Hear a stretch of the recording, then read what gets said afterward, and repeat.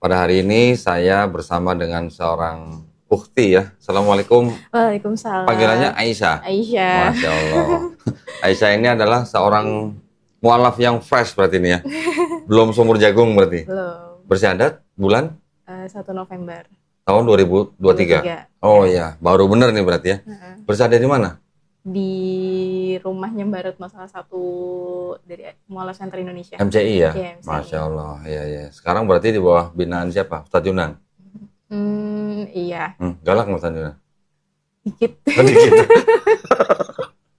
Ada orangnya di sini tuh.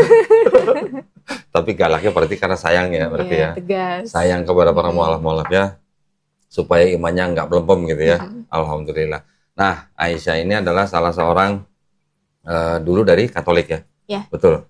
Betul. Dari Katolik akhirnya masuk Islam dikarenakan karena Ketidaksengajaan membaca. ketidaksengajaan. Gimana ceritanya? Nggak sengaja apa ya maksudnya?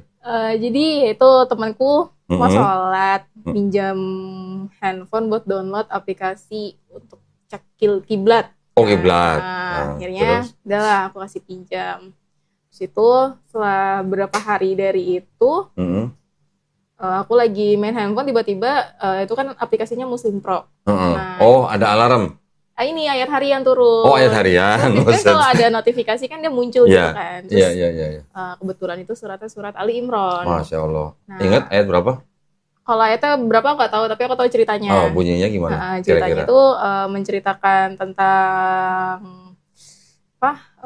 keluarganya Siti Maria. Siti Maryam. Kenapa Siti Maria itu menjadi wanita yang benar-benar mulia banget gitu. Mulia. Iya. Dan kenapa dia diberikan anak tanpa disentuh oleh Laki-laki, ya, gitu. ya. Jadi aku baca di situ jadinya penasaran, terus kayak sudut pandangku jadi beda gitu. Akhirnya baca-baca lagi, kayak ya awalnya cuma baca-baca, akhirnya aku baca yang lain kan, surat yang lain, terus katanya itu random gitu. Terus kayak kok jadi sudut pandangku jadi ke Islam jadi beda gitu loh, beda. Apakah ini cuma rasa penasaran aja, karena kan ya aku suka baca, maksudnya nggak suka baca banget, tapi ini buku maksudnya baru gitu loh, sesuatu yang baru, menarik gitu. Jadi aku baca, terus rasanya tuh beda banget rasanya. Bedanya maksudnya gimana? Berubah sudut pandangnya gitu. Iya, gitu. Kayak apa? Ternyata Nabi Isa tuh bener-bener di sini dituliskan dikasih Injil gitu. Iya. Terus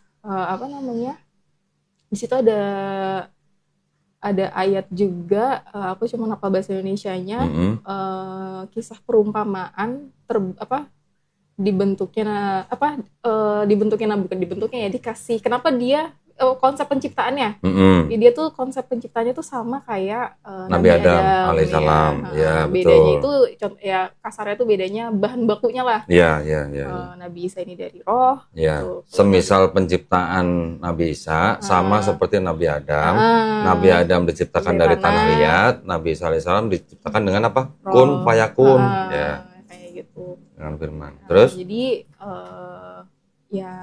ya beda lah jadi cara pandangnya. Terus aku baca lagi.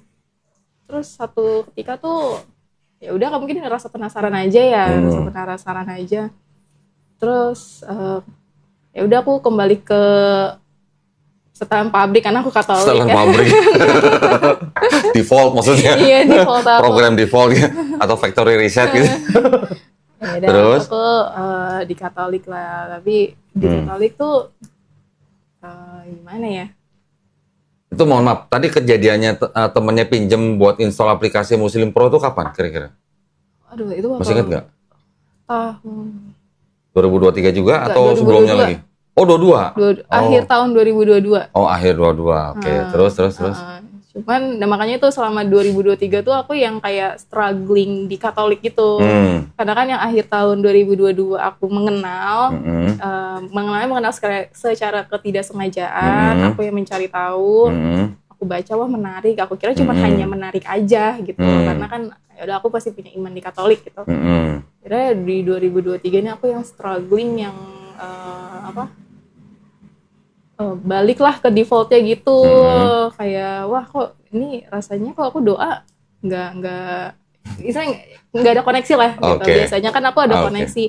Aku baca ayat Alkitab, wah tersentuh hati gitu. Aku denger lagu-lagu rohani juga tersentuh gitu.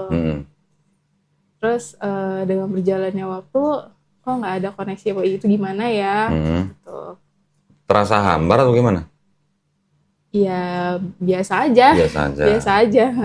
Kan biasanya namanya juga iman kan pasti ada sesuatu yang kayak bisa naik turun gitu. Terus aku mikir gini, karena kan di situ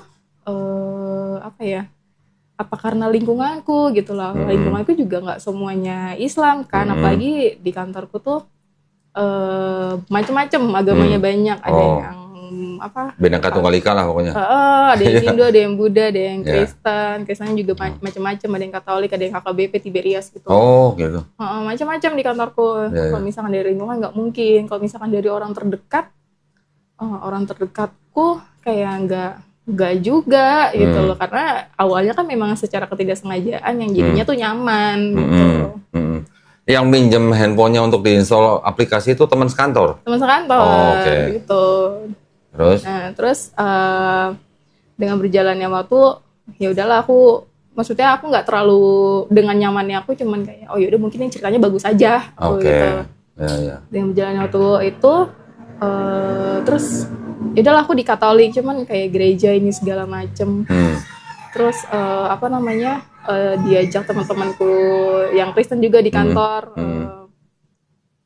Terus tapi kayak aduh kok nggak ada koneksi aku sama Tuhan ya gitu ya. Apa karena aku terlalu larut karena nggak ibadah gitu di gereja. Jadi gara-gara setelah dapat ayat yang di aplikasi itu terus mulai berkurang gitu ibadahnya? Iya, nggak berkurang, cuman kan intensitas seperti biasanya tuh berkurang dikit lah gitu. Tapi dibilang masih yang kayak tiap minggu ya masih gitu. Yang biasanya kadang tiap malam baca Alkitab ya baca Alkitab, walaupun cuma kayak satu kalimat gitu. Terus pokoknya rasanya beda, terus kayak aku kenapa sih gitu. Pokoknya segala cara struggle-nya aku, gimana caranya aku bisa ngebalikin iman aku gitu. Karena ya pertama kan kalau memang ini karena hanya penasaran kan bakal berat di aku gitu. Kalau misalkan aku tiba-tiba pindah, cuma rasa penasaran terus wah ternyata tempatku bukan di Islam gitu kan, berat kan ternyata gitu. Berapa lama Aisyah ngalamin seperti itu? Berapa lamanya? Ada setahun? Ada setahun. Tapi dari setahun nih, tapi dari kejadian ini semua ya kok. Selama aku sekolah gitu, itu aku kan kalau di gereja itu ada namanya OMK. Apa tuh? Orang Muda Katolik. Ya, kalau di Islam remaja masjid lah. Iya. Nah itu tuh aku berusaha buat gabung lah sama mereka di gereja, yang tiap minggu tuh ada main bulu tangkis, terus gabung, cuman macam kegiatan lah gitu ya. Kegiatan anak muda. Tapi aku tuh main sama mereka tuh nggak nyambung. Gitu. Nggak tahu ya, kalau ditanya, aku cerita sama temanku kayak kenapa sih emang butuh temen yang kayak gimana? Nggak tahu gitu loh. Nggak tahu kenapa. Itu tuh berkali-kali aku coba. Karena ya aku pengen, maksudnya gini, aku nggak muluk-muluk pengen punya pasangan yang seiman. Setidaknya tuh aku punya temen. Bahkan aku 3 tahun sekolah di sekolah Katolik. Temanku, istilahnya sahabatku lah. 10 tahun sampai sekarang tuh Islam di sekolah itu. Gitu. Sahabat itu ya? Bener-bener dari masuk sekolah sampai sekarang tuh temennya sama yang Islam. Padahal itu sekolah Katolik. Dan aku juga punya temen, tapi lah aku cari temen di gereja, kayak di kampus itu ikut himpunan rohani Kristen. Kayak aku tuh memaksakan diri gitu loh. Apakah emang sifat aku yang introvert, nggak bisa bersosialisasi, tapi kayak aku mencoba untuk melunak, mencair, bisa masuk dengan obrolan mereka. Tapi aku tuh ngerasanya wah kayak nggak bukan di sini bukan karena agama ya, mungkin perkumpulan orang-orang ini nggak bisa gitu. Jadi sebenarnya dari semenjak Aisyah sekolah itu sebenarnya sudah ada kayak semacam tidak ada chemistry-nya gitu ya? Iya, chemistry, berteman gitu loh. Pertemanan lah, aku mencari pertemanan gitu. Nggak ada. Bahkan kalau ikut kayak latihan kur gini segala macam. Pernah jadi penyanyi kur juga? Iya. Suaranya bagus kalau gitu. Enggak juga sih. Suara berapa? Apa? Kadang alto, kadang sopran. Wede, berarti keren dong itu. Nggak mau main piano di gereja? Nggak bisa? Nggak bisa main piano. Terus udah, cuma perasaan aku aja kali ya kalau aku nggak bisa bergabung main sama mereka. Tapi nggak semuanya sih, kadang ada, tapi ya bisa main sama aku cuma beberapa cowok doang udah. Oke. Itu. Nah terus itu setelah merasa ada pergulatan seperti itu, Ari gimana ceritanya bisa ketemu dengan MCI? Nah, sebenarnya ini meluruskan aja ya. Oh, meluruskan. Ada yang bengkok ya? Iya. Kayak gini. Jadi gimana? Sebelum ke MCI itu aku sudah mantap dengan pilihanku. Ke Islam? Ya. Oke, terus? Karena pertama aku ini mualaf, satu pun teman gak ada yang tahu. Bersahadat sendiri atau gimana? Iya, aku memutuskan aku mantap dengan pilihanku. Terus aku datang ke MCI itu nggak ada yang tahu. Oke. Nggak ada yang tahu. Teman kantor yang minjem handphone waktu itu nggak tahu juga? Nggak tahu. Oh gitu. Karena bahkan sahabatku yang udah 10 tahun lebih aja. Itu juga nggak tahu? Nggak tahu. Oh alah. Terus? Tapi sampai detik ini nggak tahu. Gitu. Oh, sampai sekarang dia belum tahu? Belum tahu. Kalau Aisyah sudah muslim, teman yang minjem handphone juga belum tahu? Belum. Yang teman kantor itu belum tahu? Belum. Kenapa? Kok ya nggak ngasih tahu kenapa? Nggak, aku paling males jadi buah bibir. Oh, oke. Habis ini jadi buah bibir nih. Gitu. Terus? Jadi karena teman gak ada yang tahu gitu. Terus aduh, aku kemana? Aku nggak ada kenalan ustadz kan, apalagi nggak ada kenalan ustadz atau ustazah gitu yang paham sama agama gitu. Udahlah, aku browsing lah, nih ada nih yang mualaf center Indonesia. Oke, iya. Aku mencoba untuk nge-DM Instagram. Dan lucunya gini, aku tuh hari Minggu malam sebelum tidur aku baca Al-Quran. Wih, terjemahan. Ya, terjemahan pasti. Kirain. Enggak ini terjemahan. Terus tidur, terus besok paginya bangun tuh jam 6. Aku nge-DM ke MCI. Kayak aku ceritain kondisiku, terus aku pokoknya ceritain kondisi, aku minta ketemu gini segala macam. Terus aku mandi lah, berangkat kerja, terus sampai di stasiun kereta, terus aku doa gini, ya Allah permudahkanlah hari ini. Padahal doa itu kan general ya, karena aku mau kerja, aktivitas gitu. Setelah doa dari itu tuh langsung dibales DM-nya dari MCI. Bener-bener handphone tuh langsung getar. Terus kayak udah langsung aku nangis kan, karena aku gampang nangis. Sedih, terharu kayak ini dimudahkan banget gitu. Akhirnya hari Senin janjian, bisalah ketemu hari Rabunya. Di MCI mana tuh? Yang di mana? Yang di Depok, di Rumah yang Baratno. Oh, Rumah yang Baratno. Oke.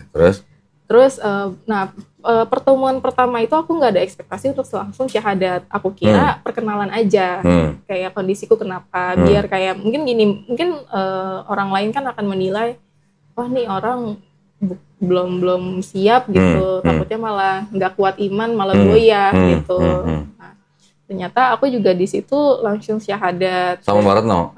Dan dipaksa nggak sama Baratno? Enggak, justru nggak ada pemaksaan, karena aku bilang sama Mbak, aku tuh walaupun aku nggak melakukan ini, satu jadi kendala aku itu di orang tuaku.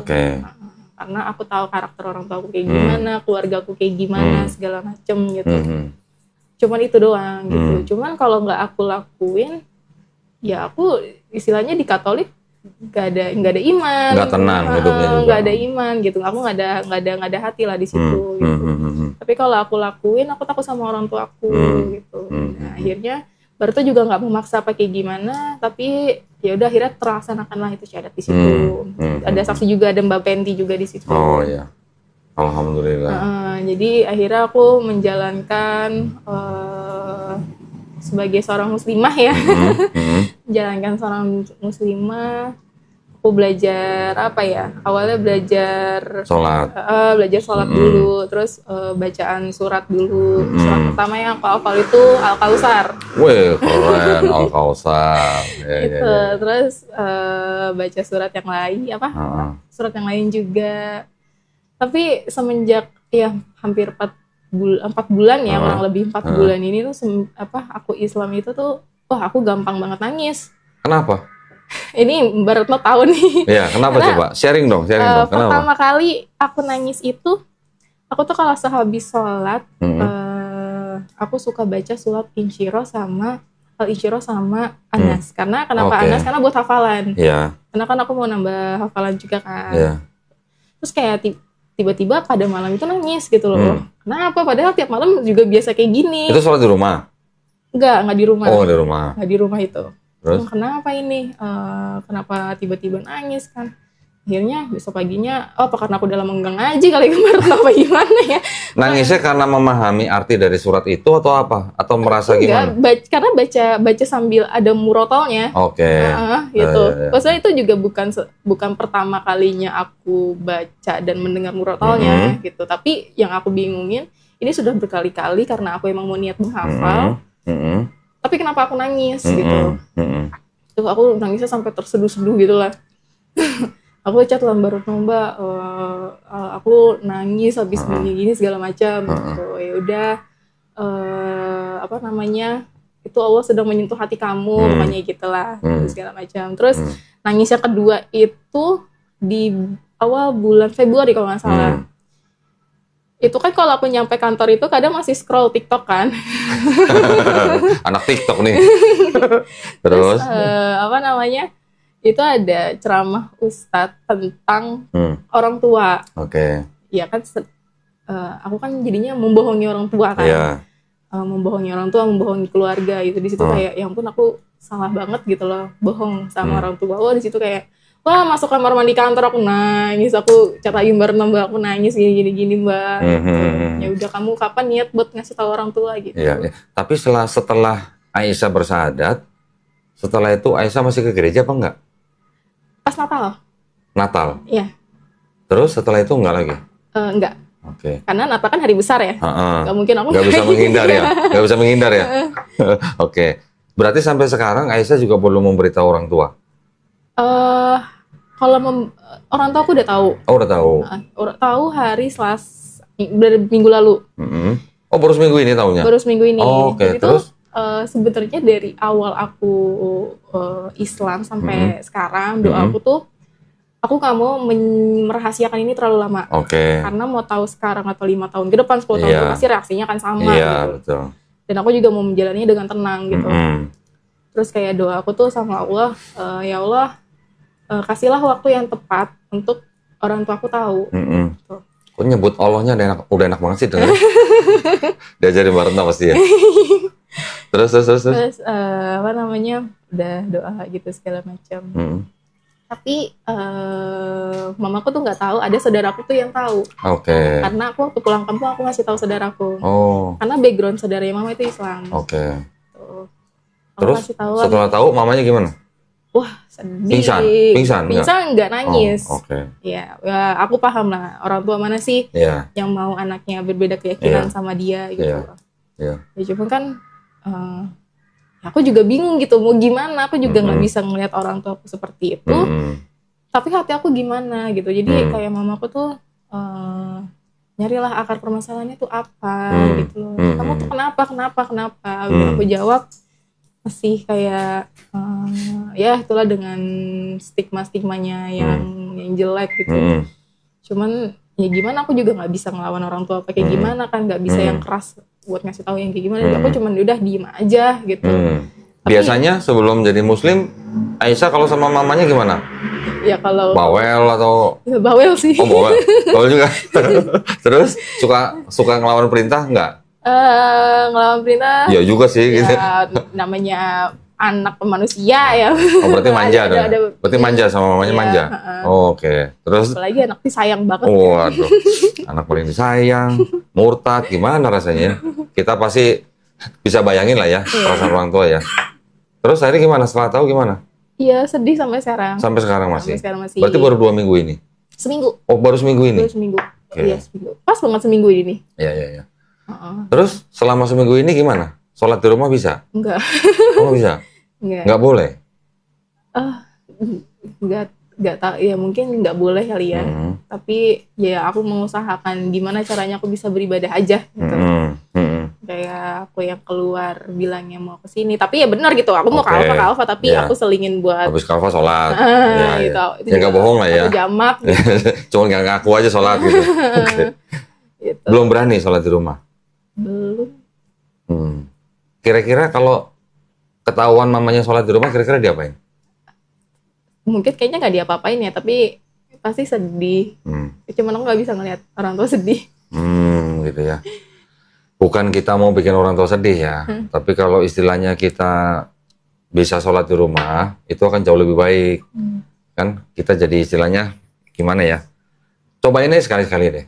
Kalau misalnya sampai orang tuanya berbuat sesuatu yang secara fisik menyakitkan atau membuat sakit Aisyah, ya nanti tinggal dibicarakan dan bisa diurus ke istilahnya ranah yang lebih tinggi gitu. Karena kalau sampai menyiksa itu juga sudah melanggar hukum, ya. Sedangkan gini, mohon maaf nih, nanti bisa juga dikasih atau diberitahukan kepada orang tuanya bahwa setiap warga negara Indonesia itu dilindungi haknya untuk memeluk dan menjalankan agama dan keyakinannya masing-masing. Yang menjaga ini negara nih, bukan ustadz, bukan teman-teman nih. Yang menjaga adalah negara. Jadi orang tua manapun sebenarnya tidak boleh melarang anaknya, darah dagingnya untuk memilih agama tertentu yang diakui di Indonesia. Oke. Saya juga sering kedatangan tamu di sini, keluarga Muslim, anaknya mau murtad. Saya juga bilang ke orang tua yang Muslim juga sama seperti itu. Jadi sebelum melakukan tindakan sesuatu yang mungkin nanti bisa melanggar hukum, kita harus tahu dulu ada hukum apa di Indonesia gitu, ya. Nanti pelan-pelan bisa dikasih tahu ke orang tuanya. Itu ada di Undang-Undang Dasar 1945 nomor pasal 29. Nanti boleh dicatat, boleh dicek, boleh di-copy, kasih tahu mamanya, ya. Gini, jadi kalau orang tua ini kan kita paham, orang tua yang membesarkan, yang melahirkan kita, yang membesarkan kita, yang menyekolahkan kita, istilahnya ya. Kok giliran sudah besar, berbeda agama dengan agama yang dianut oleh orang tua. Bahkan banyak orang tua bilang begini, kamu udah dilahirin, udah disekolahin, udah dikasih makan, gede, keluar dari agama orang tua. Loh, emang ada agama orang tua? Gak ada. Artinya, orang tua menganut agama tertentu, itu bukan istilahnya boleh melarang orang untuk memeluk agama lain karena ada aturannya dalam negara gitu. Ustadz Yunan kan juga pengacara tuh, bisa ditanyakan begitu, ya. Jadi berbeda agama atau keyakinan itu tidak harus keluarga berpecah, enggak. Masih ada banyak kok keluarga-keluarga yang dalam satu keluarga, bukan suami istri ini ya, anak-anak ini berbeda keyakinan, nggak apa-apa, banyak yang masih begitu. Nah, cuman Aisyah tahu nggak? Sebenarnya Aisyah dulu pada waktu lahir itu Muslim. Tahu nggak? Kenapa itu? Tahu nggak Muslim artinya apa? Apa? Orang yang berserah diri hanya kepada satu pencipta. Muslim orangnya. Islam artinya apa? Berserah diri kepada sang pencipta. Bisa berserah diri, bisa damai, bisa selamat, bisa patuh, taat, tunduk gitu, kepada sang pencipta kita, ya. Islam adalah ajarannya, Muslim adalah orangnya. Muslim adalah orang yang berislam gitu. Jadi pada waktu bayi bisa apa? Kan nggak bisa apa-apa. Nangis doang, kalau lapar nangis, kalau mau buang air tinggal buang air besar, ya kan? Jadi bayi itu sebenarnya juga fitrahnya adalah Muslim. Muslim adalah orang yang berserah diri kepada penciptanya. Oke lah dia dirawat sama orang tuanya, karena kan orang tuanya melahirkannya.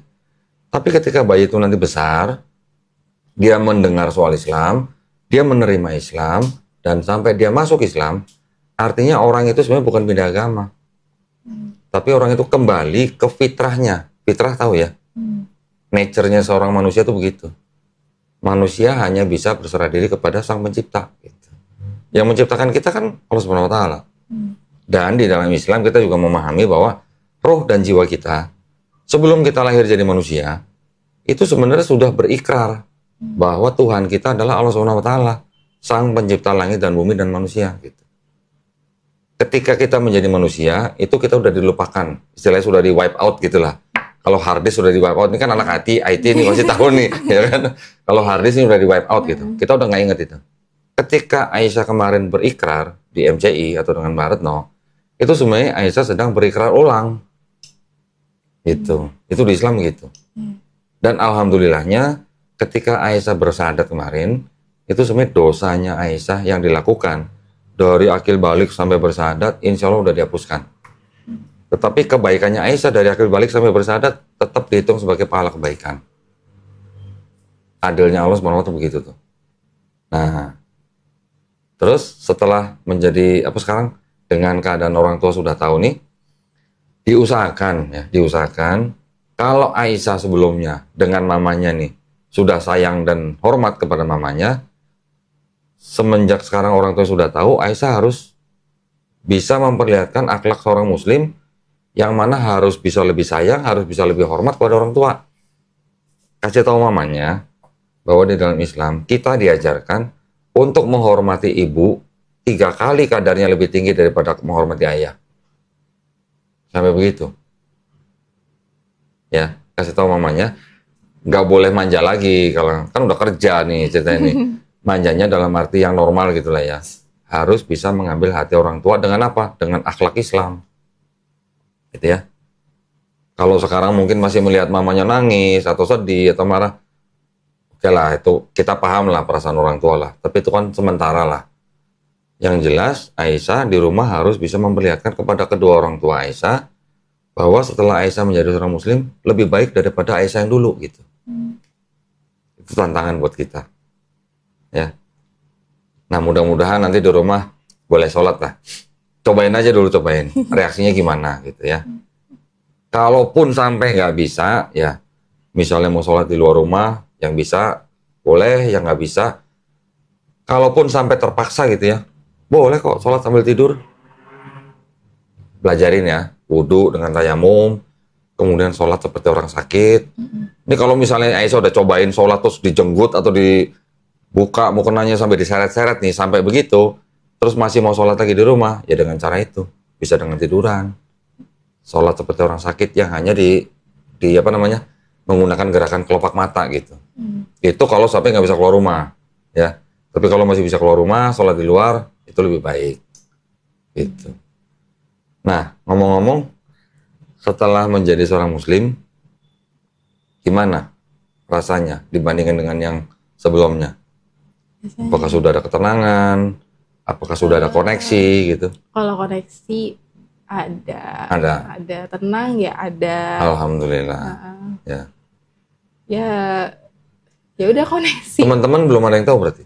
Sebenarnya dengan berjalannya waktu kan, kalau orang kantor ini paling 2 orang yang tahu, itu juga perempuan. Tapi yang tahu minjem handphone aku itu nggak tahu. Oh, kenapa nggak dikasih tahu? Oh iya, saya mau ngomongin handphone tuh. Kira-kira kalau menurut Aisyah, handphonenya Aisyah dipinjam sama temennya, dipasangin aplikasi untuk kiblat, ya. Terus ada tiap hari ngirim ayat. Kira-kira menurut Aisyah itu kebetulan nggak? Kebetulan. Hah? Kebetulan. Karena ceritanya kan mungkin kalau di Katolik itu Bunda Maria ya. Bunda Maria. Nggak ada yang kebetulan di Islam. Nggak ada yang kebetulan. Kita ketemu hari ini juga nggak ada yang kebetulan. Daun kering jatuh dari pohon, itu kalau bukan atas izin Allah SWT nggak mungkin jatuh.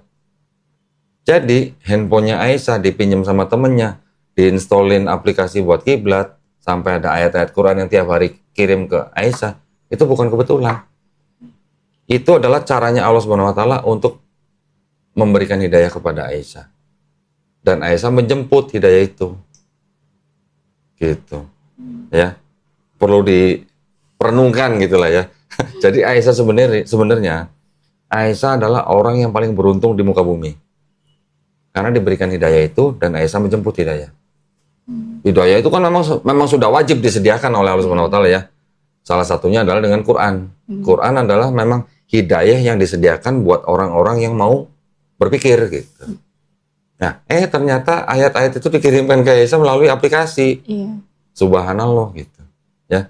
Jadi kita harus bersyukur benar dari muslim. Menjadi seorang muslim itu adalah penghargaan tertinggi dari Allah Subhanahu wa taala buat kita.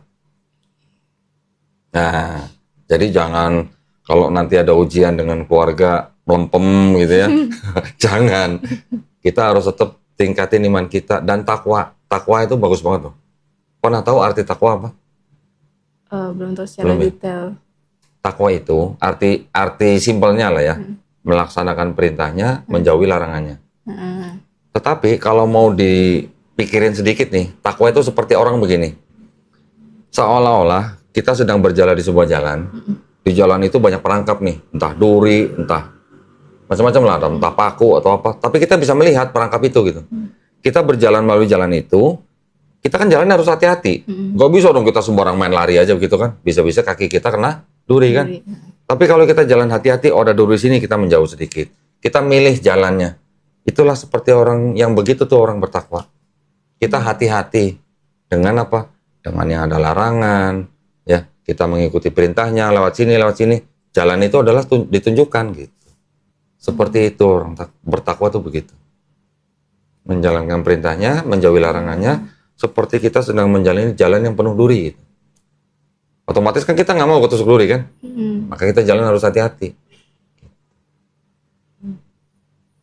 Kesulitan apa lagi kira-kira yang Aisyah hadapin sampai hari ini menjadi seorang muslim? Kesulitan cuma ada di orang tua aja. Karena Orang tua. sedih gitu. Iya. Dah, itu aja sih. Oh iya, Nggak tadi saya ada bilang gini. terima. Tadi saya bilang gini, kan dari Katolik ya? Siapa tahu nanti orang tuanya nonton, bisa baca kan lumayan. Kitab suci Katolik. Ini tulisannya apa? Tidak untuk diperdagangkan. Berarti nggak pernah baca kan? Karena ini nggak untuk diperdagangkan. Iya. Kitab suci Katolik dengan pengantar dan catatan lengkap 2009. Ini apa? Dipersembahkan kepada Umat Katolik Indonesia. Oleh Direktorat Jenderal Bimbingan Masyarakat Katolik Departemen Agama Republik Indonesia. Resmi nggak? Resmi dong. Ya. Ini Bible ada ayat, ada juga catatan kakinya nih seperti ini ayat nih, ini catatan kaki. Jadi kayak semacam bisa juga tafsir, bisa juga kayak latar belakangnya gitu. Ya, ada yang ayatnya banyak, tafsirnya sedikit, tapi ada juga yang ayatnya dikit, tafsirnya banyak. Seperti ini nih. Ini ayatnya segini, ini tafsirnya segini, catatan kakinya. Pernah baca nggak ayat ini? Ayat 7 nih, bisa dibaca nggak? Sebab ada, jangan pakai bismillah ya. Iya. Sebab ada tiga. Takutnya ada yang begitu. Tiga yang memberi kesaksian di dalam surga, Bapa, Firman, dan Roh Kudus, dan ketiganya adalah satu. Pernah baca gitu? Pernah. Ini yang disebut oleh orang-orang Kristen atau Katolik, bukti bahwa di dalam Bible ada ajaran Trinitas. Betul? Betul ya? Iya. Terus baca lagi. Dan ada tiga yang memberi kesaksian di bumi. Oke, sampai di sini ini ya. Ini ada catatan kakinya nih, ayat 7-8, kata di dalam surga sampai di bumi. Keterangannya apa? Bagian ayat ini tidak terdapat dalam naskah-naskah Yunani yang paling tua dan tidak pula dalam terjemahan-terjemahan kuno, bahkan tidak dalam naskah-naskah paling baik dari Vulgata. Terus? Bagian ini kiranya aslinya sebuah catatan di pinggir halaman, salah satunya naskah terjemahan Latin yang kemudian disisipkan ke dalam naskah-naskah oleh penyalin dan akhirnya bahkan disisipkan ke dalam beberapa naskah Yunani. Karenanya bagian ini pasti tidak asli. Boleh diulang nggak karenanya? Karenanya bagian ini pasti tidak asli. Kalau tidak asli apa? Palsu. Nah, kamu yang ngomong ya, bukan saya.